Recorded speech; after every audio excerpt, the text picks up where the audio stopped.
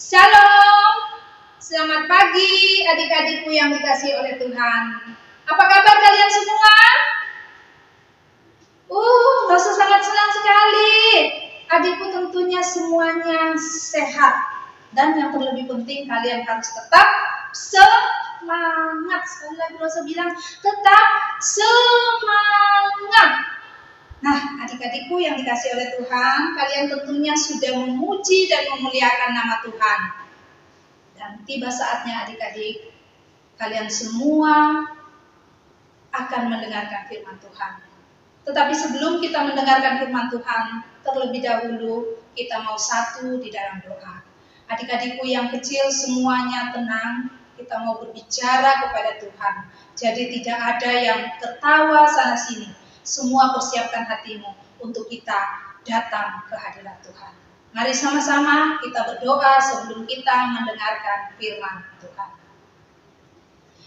Bapa yang baik, Bapa yang bertahta di dalam kerajaan surga, pagi hari ini kami datang kepadamu ya Tuhan. Kami rindu untuk mendengarkan akan kebenaran firman Tuhan. Tuhan tolong setiap kami ya Tuhan. Penuhi hati kami dengan kuasa Roh Kudus Tuhan, agar dengan sungguh-sungguh kami boleh mendengarkan firman-Mu. Jauhkan kuasa-kuasa jahat ya Tuhan, yang dapat mengganggu konsentrasi kami, sehingga dengan sungguh-sungguh kami boleh mendengarkan firman Tuhan. Kami serahkan waktu ini Tuhan, hanya di dalam nama Tuhan Yesus kami berdoa, memohon pertolongan Tuhan. Amin. Nah, adik-adik, sebelum Loso bercerita pagi hari ini, Loso mau tanya pada kalian semuanya. Siapa di sini yang pernah diajak mamanya ke pesta pernikahan? Ayo, angkat tangannya yang pernah diajak mamanya ke pesta pernikahan. Semua adik-adikku sudah pernah diajak oleh mamanya. Nah, Loso mau tanya lagi, kalau kalian ke pesta pernikahan, apa saja yang kalian lihat di sana? Ayo, yang kecil-kecil, apa saja yang kalian lihat di sana, adik-adik? Tentunya adik-adik pasti melihat siapa yang manten. Waduh, pasti manten perempuannya cantik-cantik ya. Nah, adik-adik bukan cuma itu. Adik-adikku juga tentunya menikmati acara yang ada. Mungkin di sana ada yang nyanyi. Mungkin ada yang tukar door prize. Ataukah acara-acara lain. Dan yang tidak kalah pentingnya adik-adik, di sana tentunya ada makanan, minuman yang enak. Nah, adik-adikku yang dikasihi oleh Tuhan, pagi hari ini Losa Eta akan bercerita kepada kalian tentang peristiwa yang terjadi di pesta pernikahan. Nah, adik-adik, hari ini firman Tuhan, Losa kasihkan tema Yesus menunjukkan kuasanya. Nah, terambil dari kitab apa? Dari Yohanes 2 ayat 1 sampai 11. Yohanes 2 ayat 1 sampai 11. Nanti adik-adikku bisa baca setelah Loso Eta selesai bercerita. Apa yang Loso Eta katakan, nanti adik-adik lihat juga di dalam Alkitab adik-adik. Nah, adik-adikku yang dikasihi oleh Tuhan, pada suatu waktu di desa, tepatnya di desa Kana di Galilea, ada sebuah keluarga adik-adik yang mengadakan pesta perkawinan. Nah, adik-adik lihat gambar ini. Ini rumah di mana pesta perkawinan itu diadakan. Nah, adik-adik, di pesta perkawinan ini ada Maria, ibu Yesus. Nah, Maria, ibu Yesus bersama dengan tamu-tamu yang lain, adik-adik, di dalam pesta ini. Pestanya sangat meriah sekali. Dan bukan cuma Ibu Maria saja yang diundang di pesta ini, bahkan undangan-undangan lain. Tetapi adik-adik, Tuhan Yesus dan murid-muridnya juga diundang di pesta pernikahan ini. Nah, adik-adik, pesta ini tidak berlangsung cuma 1 hari, adik-adik, tetapi berhari-hari. Nah, kalau kita mungkin di Surabaya ya, kadang kita menghadiri pesta perkawinan. Tetapi pesta perkawinan itu mungkin dari pagi sampai sore. Tetapi adik-adik, pesta perkawinan kali ini berlangsung berhari-hari. Nah, adik-adikku yang dikasihi oleh Tuhan, di tengah-tengah pesta perkawinan ini, apa yang terjadi adik-adik ya? Ibu Maria mendengar adik-adik berita dari pelayan bahwa anggur yang disediakan telah habis. Nah, adik-adikku yang dikasihi oleh Tuhan, Ibu Maria tahu adik-adik apa yang akan dia lakukan. Karena dia tidak kepingin tuan daripada rumah di mana mengadakan pesta ini merasa malu adik-adik karena kehabisan anggur. Sementara tamu masih berdatangan adik-adik. Pesta belum berakhir, tetapi anggur yang dibutuhkan sudah habis. Sementara adik-adik di zaman itu, di dalam pesta, anggur itu merupakan keharusan dari orang yang mengadakan pesta. Tetapi adik-adik, kamu masih datang. Anggur sudah mulai habis. Ibu Maria merasa, aduh, kalau saya tidak berupaya, tuan rumah dari pemilik pesta ini pasti akan malu. Lalu adik-adik, Ibu Maria ini mendatangi Tuhan Yesus. Ibu Maria berkata, adik-adik, pesta masih berlangsung, tetapi persediaan anggur sudah mulai habis. Nah, adik-adik, Ibu Maria ini menyampaikan kepada Tuhan Yesus. Tetapi apa jawab Tuhan Yesus, adik-adik? Apakah yang engkau inginkan daripadaku, Ibu? Waktuku belum tiba. Tuhan Yesus berkata demikian, adik-adik. Apakah Tuhan Yesus menginginkan pemilik pesta ini menjadi malu? Nah, adik-adik yang dikasihi oleh Tuhan, Ibu Maria yakin bahwa anaknya, Tuhan Yesus, sanggup untuk melakukan sesuatu.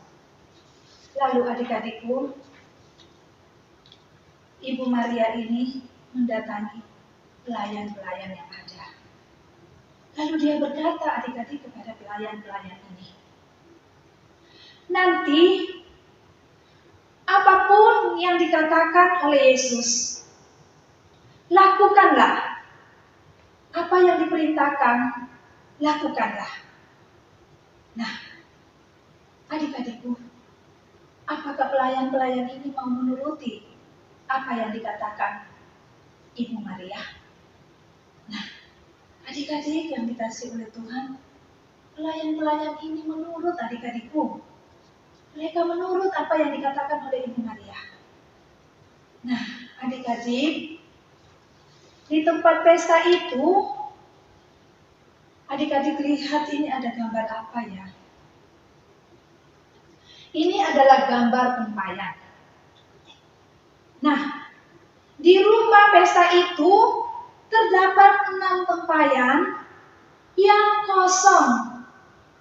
Di dalamnya cuma berisi air 2-3 puyung. Nah, adik-adik, kenapa ya? Di rumah itu kok sampai banyak tempayan-tempayan kosong seperti ini? Nah, adik-adik, orang Yahudi pada umumnya di setiap rumah memiliki tempayan seperti ini. Buat apa ya adik-adik? Karena mereka menyediakan air untuk pembasuhan. Di samping itu, mereka juga mencuci alat-alat mereka yang digunakan untuk beribadah. Dan air yang ada di dalam tempayan ini digunakan untuk membasuh kaki adik-adik. Nah, adik-adik, tempayan ini masih kosong. Lalu Tuhan Yesus datang kepada pelayan itu. Apa ya yang akan Tuhan Yesus sampaikan? Nah, adik-adik, ternyata Tuhan Yesus memerintahkan kepada pelayan ini, adik-adik. Tuhan bilang, isilah semua tempayan yang ada ini sampai penuh dengan air. Nah, adik-adik, saya mau tanya, apakah pelayan ini mengikuti perintah Yesus? Yang dibutuhkan anggur, adik-adik. Kok Tuhan Yesus menyuruh mengisi air? Nah, adik-adik yang dikasihi oleh Tuhan, pelayan ini taat. Dia nurut sama perintah Yesus. Lalu dia mengisi, adik-adikku. Coba lihat gambar ini dengan jelas. Nah, di sini tempayan-tempayan mulai diisi satu demi satu. Dan pada akhirnya tempayan ini menjadi penuh. Coba dilihat. Ada enggak yang kosong adik-adikku dari tempayan ini? Nah, semuanya sudah terisi. Kita hitung sama-sama ya. Ada berapa tempayan yang terisi ini? 1, 2, 3, 4, 5, 6. Nah, adik-adik, 6 tempayan ini sudah berisi air. Seperti apa yang diperintahkan oleh Yesus. Nah, adik-adikku yang dikasihi oleh Tuhan, setelah tempayan ini terisi dengan air, lalu adik-adik tidak sampai di situ saja. Tuhan Yesus langsung meninggalkan mereka, tidak. Tetapi Tuhan Yesus menyuruh lagi pelayan itu untuk mencedok atau mengambil air yang ada di dalam tempayan tadi. Nah, ini adik-adik, pelayan itu mulai mencedok lagi air yang ada di dalam tempayan tadi. Lalu adik-adik, mau diapakan air itu setelah dicedok oleh pelayan tadi?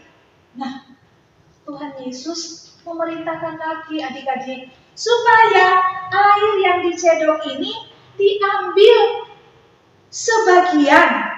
Lalu Tuhan Yesus menyuruh pelayan ini membawanya ke siapa ya kira-kira adik-adik? Ke pemimpin pesta. Untuk apa ya anggur-anggur ini dibawa ke pemimpin pesta? Nah, adik-adik, anggur ini dibawa agar pemimpin pesta ini dapat mengecap, dapat mencicipi anggur ini. Nah, ternyata adik-adik, setelah dibawa ke pemimpin pesta merasakan, diteguk, dinikmati adik-adik. Aduh, Enak sekali. Lalu adik-adik, pemimpin pesta ini memanggil mempelai pria. Lalu dia menyampaikan adik-adik,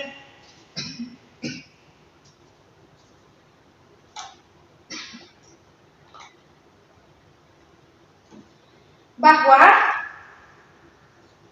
setiap pesta anggur yang terbaik yang dikeluarkan terlebih dahulu. Setelah itu, tamu-tamu sudah menikmati anggur yang enak, baru dikeluarkan anggur yang kurang enak. Tetapi engkau menyimpan anggur yang enak sampai saat ini. Nah, adik-adikku yang dikasihi oleh Tuhan, berasal dari manakah anggur yang enak ini? Nah, anggur yang enak ini adik-adik berasal dari mujizat yang Tuhan buat. Tuhan Yesus sudah membuat tanda adik-adik. Dia membuat tanda yang merupakan mujizat air menjadi anggur. Tuhan Yesus ingin menunjukkan kemuliaannya. Nah, adik-adikku yang dikasihi oleh Tuhan, apakah mujizat itu hanya dilihat sampai di situ saja? Tidak, adik-adik. Yang perlu kita perhatikan bahwa mujizat tidak hanya dilihat sampai di situ saja, tetapi kita harus melihat bahwa siapakah yang membuat mujizat itu. Nah, adik-adikku yang dikasihi oleh Tuhan, Tuhan Yesus membuat mujizat bukan hanya di Kana saja sebagai mujizatnya yang pertama kali.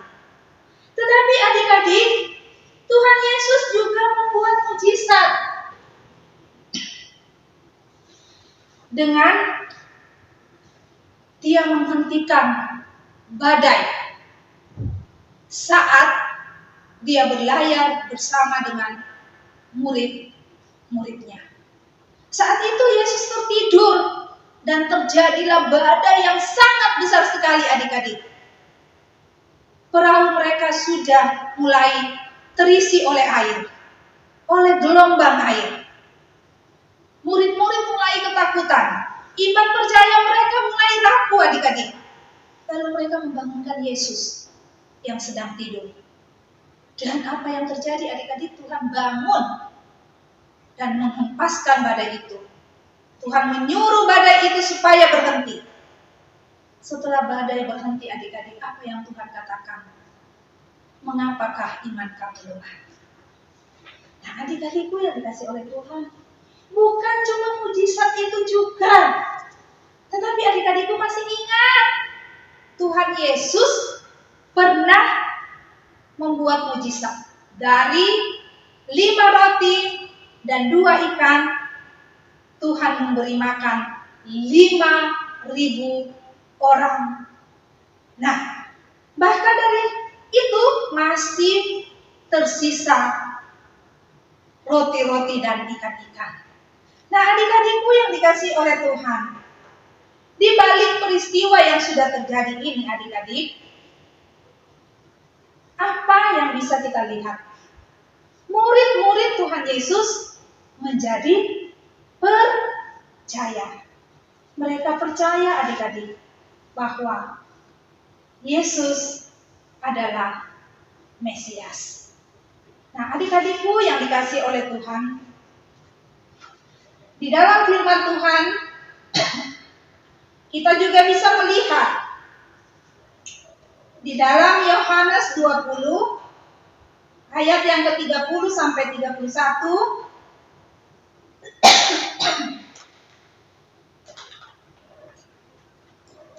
Nanti adik-adik juga bisa baca di rumah. Di situ ditekankan adik-adikku bahwa di balik peristiwa yang terjadi ini, Tuhan Yesus menginginkan di balik tanda-tanda perjamuan yang Tuhan berikan ini, Tuhan menginginkan adik-adik agar kita harus taat mengikuti apa yang diperintahkan Yesus. Nah, Tuhan Yesus sudah memerintahkan segala sesuatunya di dalam Alkitab. Nah, adik-adik itu harus adik-adikku taati. Karena apa adik-adik? Hanya di dalam Alkitab inilah kita bisa mengerti apa yang Tuhan kehendaki dari kehidupan kita. Dan yang kedua, apa yang kita bisa pelajari adik-adik dari kisah ini? Kita bisa berusaha memperhatikan orang lain. Kita bisa menolong orang lain. Mereka yang susah, kita tolong. Kita tidak hanya melihat rekan-rekan kita yang susah, tetapi kita bisa menolong mereka. Seperti Ibu Maria yang peduli kepada pemilik pesta. Begitupun juga kita adik-adikku. Kita harus peduli. Kita harus menolong. Kita harus empati kepada orang-orang yang mengalami kesulitan. Dan yang ketiga, apa yang Rosa mau bilang? Kita pegang dengan sungguh-sungguh firman Tuhan ini adik-adik. Kita yakini, kita percaya. Dan saat mana kita yakini dan kita percaya, maka Tuhan Yesus akan menepati janjinya. Apa yang dikatakan Tuhan di dalam firman Tuhan ini, pasti Dia akan tepati. Tuhan Yesus pasti akan menggenapi. Nah, untuk itu adik-adikku, Rosa berharap di masa pandemi ini banyak kesulitan adik-adik. Mungkin dipandang dari sudut ekonomi, mama papa mungkin banyak mengalami kesulitan keuangan. Cara belajar di rumah juga mungkin mengalami kesulitan. Tetapi Rosa mau ingatkan sama kalian. Kalian punya Yesus. Tuhan Yesus yang selalu membuat tanda. Kalau dahulu Tuhan Yesus membuat mujizat, Rosa percaya bahwa di saat adik-adikku juga berserah kepada Tuhan, di tengah-tengah kesulitan, di tengah-tengah pergumulan, baik itu pergumulan di tengah-tengah keluarga maupun pergumulan di dalam belajar, adik-adikku tetap punya iman percaya kepada Yesus, maka Yesus akan menolong adik-adikku seperti murid-murid Tuhan Yesus setelah melihat Yesus membuat tanda-tanda, membuat mujizat. Mereka percaya bahwa Yesus adalah Mesias. Bagaimana adik-adikku? Apakah kalian mau percaya bahwa Yesus adalah Mesias? Dia adalah juru selamat dunia yang sudah mati menggantikan dosa-dosa kita. Untuk itu, Rosa berharap adik-adikku terus memiliki hati yang taat, hati yang setia, hati yang mau percaya dengan sungguh-sungguh kepada Yesus dan mau menyerahkan seluruh persoalan hidup yang kalian alami ke dalam tangan kasih Tuhan. Maukah adik-adikku? Sip, Rosa percaya adik-adikku mau. Biarlah firman Tuhan pagi hari ini adik-adik menguatkan kalian semua secara khusus di masa pandemi ini. Nah, adik-adikku, mari kita bersyukur kepada Tuhan karena kita sudah diberi kesempatan untuk mendengarkan firman Tuhan. Kita berdoa. Terima kasih Tuhan Yesus buat pagi yang indah ini. Kami sudah mendengarkan firman-Mu, kami sudah belajar dari tanda mujizat yang Tuhan sudah lakukan. Biarlah ya Tuhan, melalui semua ini iman kami semakin dikuatkan. Dan kami semakin yakin dan percaya bahwa Engkaulah Tuhan dan Juru Selamat kami. Engkau adalah Mesias. Engkau mendengar ya Tuhan setiap pergumulan hidup kami. Untuk itu ya Tuhan, berikan kami hati, berikan kami iman yang taat, iman yang setia kepada Tuhan. Kami memiliki rasa peduli Tuhan kepada orang-orang yang membutuhkan pertolongan. Dan kami memegang teguh akan janji firman-Mu. Terima kasih Tuhan, ini doa kami yang kami naikkan di dalam nama Tuhan Yesus. Kami bersyukur dan berdoa. Amin. Nah, adik-adik yang dikasih oleh Tuhan, Yesus terus mengingatkan bahwa adik-adikku jangan lupa menghafal ayat yang akan dibagikan atau akan di-share di dalam grup sekolah minggu. Lose tunggu video kalian. Bye-bye. Tuhan memberkati kita semua.